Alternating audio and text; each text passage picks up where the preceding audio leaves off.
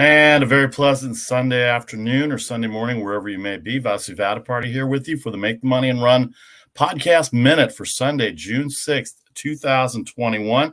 Thanks to everybody on Facebook Live and on YouTube who's watching us right now. If you missed any of the live broadcasts, Monday, Thursday, and Friday is where you can find us, 4:15 Eastern, 1:15 Pacific, Facebook and YouTube. If you miss any of it, including our picks segment, Casey Freelove, Charlie O, and myself, all are the co-hosts. You can get the podcast, download and subscribe anywhere you get your podcast: Apple, Spotify, SoundCloud, iHeartRadio, Google Podcast. Just look for the logo up there in the corner, Make the Money and Run. Click onto it, subscribe, rate and review. Give us all the stars, give us all the comments. You can get social with us as well on Facebook with each of us has an individual Facebook page, Instagram page. We have a Make the Money and Run Facebook page as well, too. All right, a big weekend in sports this weekend. What a weekend it is. The NBA playoffs are getting going in the second round. How about those Brooklyn Nets, even without an injured James Harden yesterday, who went out in the game? I guess he had a hamstring issue or something. I couldn't hear it. But the Nets still dominated in the second half and beat the Milwaukee Bucks, covering the 4-point spread, 115-100. I think it ended up 115-102. It ended up that way. The under was 240. The over-under was 240. In the playoffs, that's a very high number, and that didn't even come close. The Nets finally played some defense. They were the first ones to show themselves. The two games that go today, very interesting matchup in Philadelphia, all depending on the health of Joel Embid. There is no line on the game. Yesterday when I saw the line, it was the Philadelphia 76ers -3, and the total was 220.5. Trae Young had an incredible series against the New York Knicks in their series win 4-1. Joel Embid missed game 4, warmed up in game 5, did not come out to play in either 4 or 5, but still the Sixers, the 1 seed in the East, were able to beat the Washington Wizards, and here they are in game 1 opening up today. That game's going to start in 20 minutes on ABC, 1 Eastern, 10 Pacific. I'm trying to get the baseball lines here as we go through it, so sorry about that. Let's check Facebook out here a little bit as we go through everything. How you doing, David Andrews? Good morning, Vasu, Casey, and Charlie. We appreciate the love, David. I know you support Stables Media. We're powered by Stables Media. Want to give a shout-out to Glenn Morrell and Vince Giorcello. Tune in to Sunday Spin, 7 Eastern, 4 o'clock right here on Stables Media. They are coming out with a record called the Skinny Mulligans. Skinny Mulligans, 1966. I should have it in front of me, but 7 Eastern on Stables Media, 4 o'clock Pacific. You can catch their show. Great music show, great show with great guests. And, of course, Vinny and his humor, Glenn, the music knowledge between the two of them probably expands better than most libraries do right now. So check it out at 7 Eastern, 4 o'clock on Stables Media, on YouTube, wherever you get your podcasts as well, too. All right, back to it. So the NBA, Joel Embid, trying to see if there's a line here on this game as I look at it. Let me go to the screen here where you can see me, but I can't see you. So as I go scroll down here, see if that game has come up yet. The Atlanta Hawks, there it is. The Philadelphia 76ers are 4.5, 221. So that looks like Joel Embid is going to play, in which case I will take the Philadelphia 76ers. I'll change that right now on my picks as we go through it. But the Philadelphia 76ers opening game 1 at home against the Atlanta Hawks, 4.5, 221 the total. Game 1 of that series. Philadelphia, the 1 seed, Atlanta, the 5 seed after upsetting the 4 New York Knicks.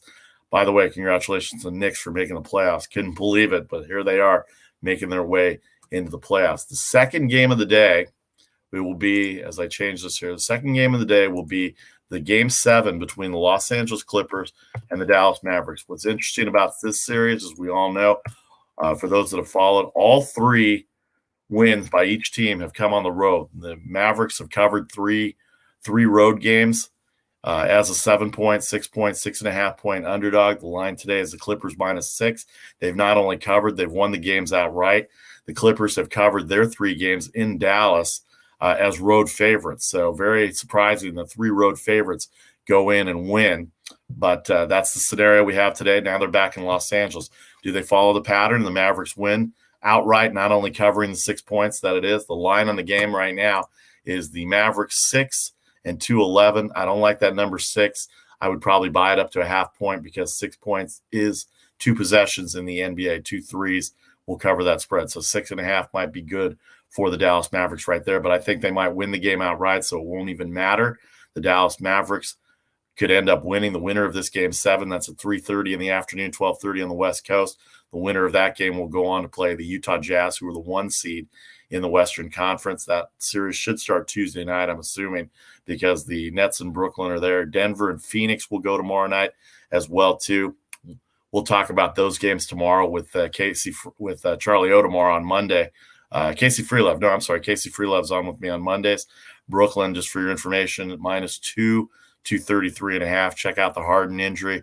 Make sure he's eligible to play. But right now, Brooklyn can score at will. Milwaukee, good defensive team, but they just didn't have any answers in the fourth quarter for the Brooklyn offense. And then Denver and Phoenix at 10 o'clock tomorrow night. Phoenix, an early 4.5-point favorite, 219.5. Okay, that does it for the NBA.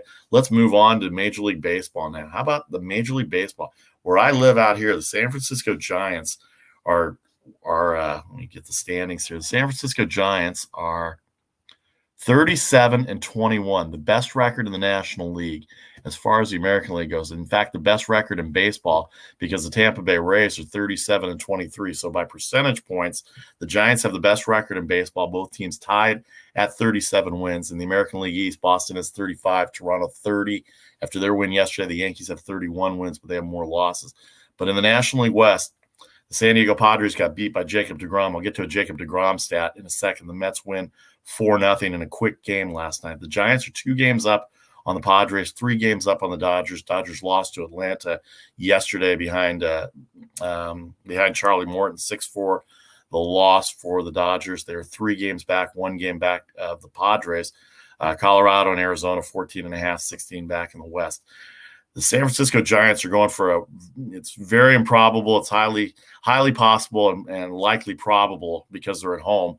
The Chicago Cubs are a very good team. They're leading the NL Central.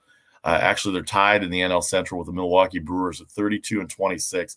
They've lost 3 in a row, have the Cubs. The Brewers have won 3 in a row. They made up those 3 games. St. Louis Cardinals have played the Cincinnati Reds at home. Good rivalry, but Cincinnati's come in there even without Joey Votto, Mike Moustakas, a suspect starting rotation. Bullpen's okay.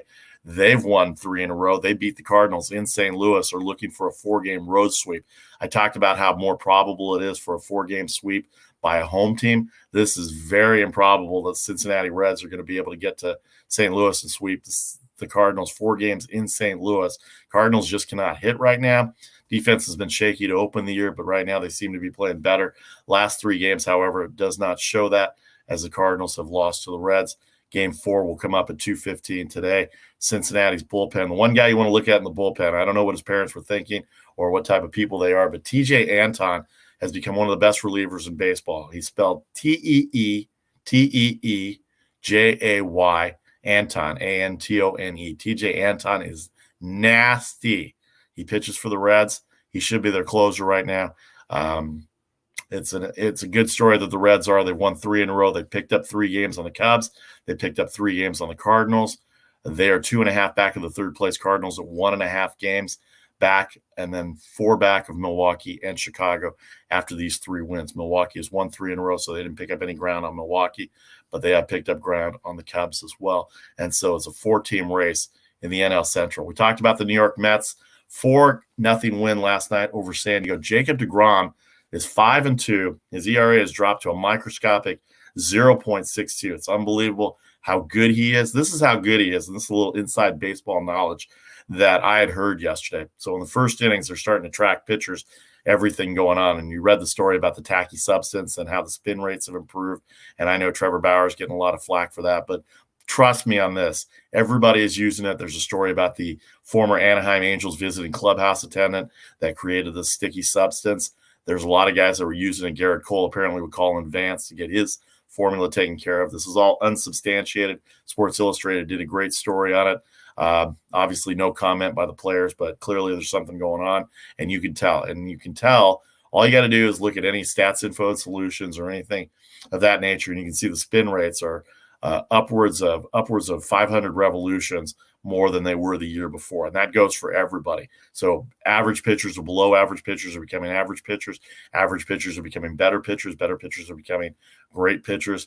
Everybody is trying to get an edge. This is an edge. It may be cheating, probably is, but it's for the grip of the baseball and the better grip you have, the better rotation, the better spin you have, and able to control the ball. We know batting averages are down. We know strikeouts are up. Walk, strikeout, home runs, the 3 true outcomes in baseball, the averages are down, and you can see that in the pitching. So I'm not knocking Jacob deGrom for anything, but if you're too young to remember Tom Seaver or Dwight Gooden, make sure you don't miss Jacob deGrom's start. So here's my point on Jacob deGrom, and he's great. Do not mistake what I just said about that he's great. Jacob deGrom is outstanding, and again, he showed up. He showed up again. Frank O'Neill says Balco never went away. Balco did not go away, and they're right here in our area, Redwood City. Frank O'Neill knows because he lives in that area, so we'll see how that goes. Thanks, Frank, for watching. So they're tracking. So 8 different pitchers have thrown. It's happened 8 different times where pitchers have thrown over 100 miles in the first inning. That's good. That means you're off to a good start and you're getting 100-mile-an-hour pitches. Jacob deGrom has had first-inning pitches in his starts this year over 100 miles an hour 57 times.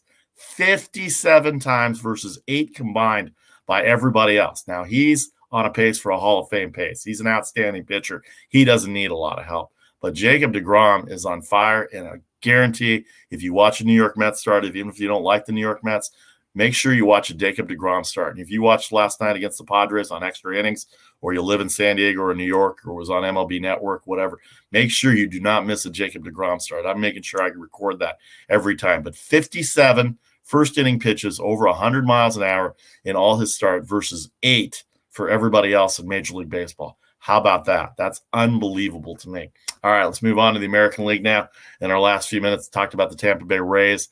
37-23. Boston has won the first 2 games in New York. They're looking for a sweep on Sunday Night Baseball because where else would you find the Yankees Red Sox on Sunday? Sunday Night Baseball. They don't have other teams to get at for, and it's a little shot at ESPN. I get it. I work for a different network, so I get it.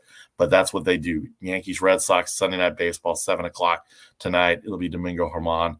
And I don't know who's pitching for the Red Sox. It doesn't matter. It's always Yankees, Red Sox. Astros, Blue Jays have been an interesting series. Astros won the first game Friday night. Toronto wins the second game yesterday, 8-1. They go again today at 1 o'clock Eastern. Toronto, 5 games back of the Rays in the American League East. The Yankees are 5.5 back. They've lost 3 in a row, including the Thursday game to Tampa, and then the first 2 to the Red Sox. And Baltimore has fallen off the map, 16 back in that regard. The White Sox lost to the Tigers yesterday. They're 7-3 in their last 10. They're still plus 82 run differential. Tigers got good pitching yesterday and really held on late. White Sox had base runners all over the place. Chicago 35-23, 3 games up on Cleveland. Kansas City Royals 5 games behind. They're still 5 games behind, and they're 2 games over 500.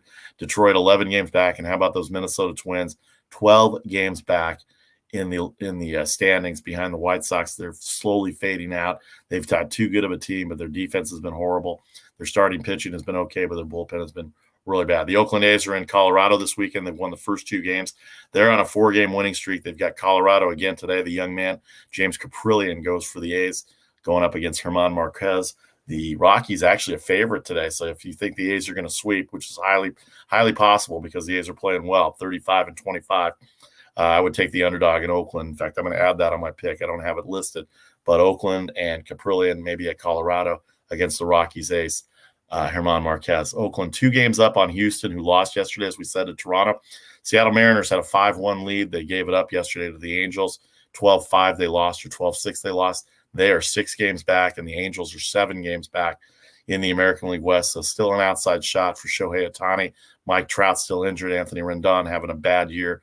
Their bullpen's shaky. Their starting pitching is shaky, except for Ohtani right now. I know Andrew Heaney had a good start against the Giants on Tuesday, but he's not somebody you want to rely on. And so we'll see if the Angels are sellers at the trade deadline, or they're looking to maybe improve a little bit to get into the mix, because 7 games out on June 6th is not that far back. All right. A lot of things going on in Major League Baseball. Hockey, we've got some hockey.